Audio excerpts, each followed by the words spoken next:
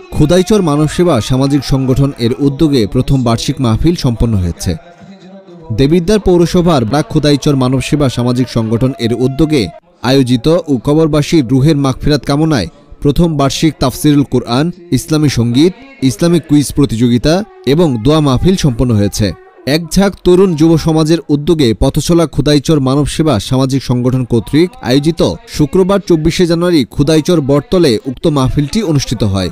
মাহফিলে মোহাম্মদ আশরাফুল ইসলামের পরিচালনায় সংগঠনের সভাপতি আবুল কালাম কালামিয়া ও সেক্রেটারি মোহাম্মদ সানাউল্লাহ এর তত্ত্বাবধানে আমন্ত্রিত অতিথি হিসেবে উপস্থিত ছিলেন কুমিল্লা উত্তর জেলা বিএনপির সাবেক সহসভাপতি মোহাম্মদ শাহজাহান মোল্লা ও কুমিল্লা উত্তর জেলা জামায়াতের সেক্রেটারি সাইফুল ইসলাম শহীদ।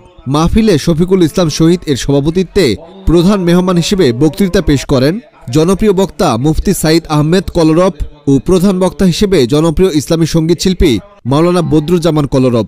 এছাড়াও তাফসির পেশ করেন হাফেজ মোহাম্মদ বাহার উদ্দিন ও হাফেজ মাওলানা নুরুল ইসলাম উসমানী। মাহফিল শেষে ইসলামিক কুইজ প্রতিযোগিতায় অংশ নেওয়া শিক্ষার্থীদের পুরস্কার প্রদান এবং দোয়া শেষে শ্রোতাদের মাঝে তবারক বিতরণ করা হয়।